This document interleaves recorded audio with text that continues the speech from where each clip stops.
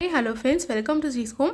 இன்னைக்கு இந்த வீடியோவில் அடிக்கிற வெயிலுக்கு ஏற்ற மாதிரி இதமான ஒரு தயிர் சாதம் செய்யலாம் வாங்க. அதுவும் சிறுதானிய அரிசி வகைகளே சிறந்ததான வரகரிசி வச்சு டேஸ்டான வரகரிசி தயிர் சாதம் எப்படி செய்யலாம்னு பார்க்கலாம் வாங்க.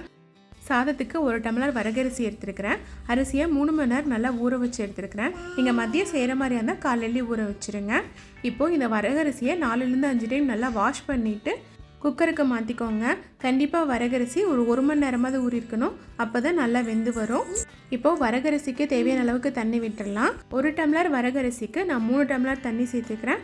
அப்போ தான் அரிசி நல்லா குலைவாக வெந்து வரும். நான் எந்த டம்ளரில் 1 டம்ளர் வரகரிசி எடுத்தனோ அதே டம்ளரில் 3 டம்ளர் சேர்த்துருக்கிறேன். அரிசிக்கு தேவையான அளவுக்கு உப்பு சேர்த்துட்டு குக்கரை மூடி வெயிட் போட்டு 3லேருந்து 4 விசில் விட்டுருங்க.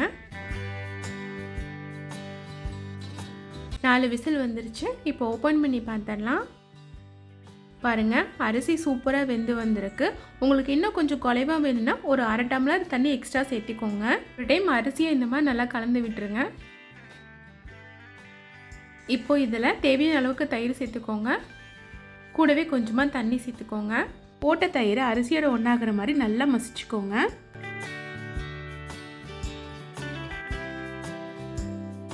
பாருங்கள், இந்த மாதிரி க்ரீமியாக வர மாதிரி கலந்து விட்டுக்கோங்க. சூப்பரான வரகரிசி தயிர் சாதம் ரெடி ஆயிருச்சு.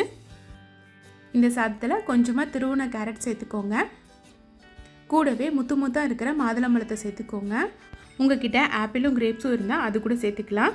கேரட் மாதுளம்பழம் சாதத்தோட ஒன்றாகிற மாதிரி கலந்து விட்டுருங்க. இப்போ தாளிச்சிடலாம். தாளிப்பு கரண்டியில் தேவையான அளவுக்கு எண்ணெய் சேர்த்துக்கோங்க. எண்ணெய் நல்லா சூடானதும் கடுகு, கடலைப்பருப்பு, உளுத்தம் பருப்பு சேர்த்துக்கோங்க. பொடி பொடியாக நறுக்கினா ஒரு துண்டு இஞ்சி, உங்கள் காரத்துக்கு ஏற்ற மாதிரி பச்சை மிளகா. தயிர் சாதத்துக்கு மிளகா கம்மியாகவே போடுங்க. கூடவே கொஞ்சமாக கருவேப்பிலை சேர்த்துட்டு இது நல்லா வதக்கிக்கோங்க. போட்ட பொருளெல்லாம் எண்ணெயில் நல்லா வதங்கினதும் நம்ம ரெடி பண்ணி வச்சுருக்கிற தயிர் சாதத்தில் கொட்டிடுங்க. தாளிப்பு கொட்டினதும் சாதத்தை நல்லா கலந்து விட்டுருங்க.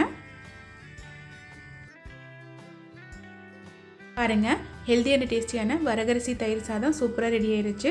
கண்டிப்பாக நீங்களும் ட்ரை பண்ணி பாருங்கள். உங்களுக்கு இந்த வீடியோ பிடிச்சதுன்னா மறக்காமல் இந்த வீடியோவுக்கு லைக் பண்ணுங்கள். இதே மாதிரி நிறைய ரெசிபிஸ் தெரிஞ்சுக்க என்னோடய சேனலை சப்ஸ்கிரைப் பண்ணிக்கோங்க. கண்டிப்பாக இந்த வரகரிசி தயிர் சாதத்தை செஞ்சு பார்த்துட்டு எப்படி வந்ததுன்னு மறக்காமல் கமெண்ட் பண்ணுங்கள்.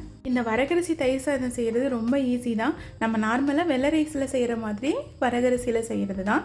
நான் இன்றைக்கி தயிர் சாதம் கூட சாப்பிட பேபிகார்ன் 65யும் உருளைக்கிழங்கு ஃப்ரையும் செஞ்சுருக்கிறேன். பேபிகார்ன் 65 எப்படி செய்யணும்னு தெரிஞ்சுக்கணுன்னா மறக்காமல் கீழே கமெண்ட் பண்ணுங்கள்.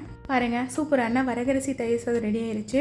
வெள்ளை சாப்பாட்டை விட இந்த வரகரிசி தயிர் சாதம் ரொம்ப டேஸ்ட்டாக இருக்கும். கண்டிப்பாக நீங்களும் ட்ரை பண்ணி பாருங்கள். இந்த வரகரிசி தயிர் சாதம் செய்கிறது ரொம்ப ஈஸி தான்.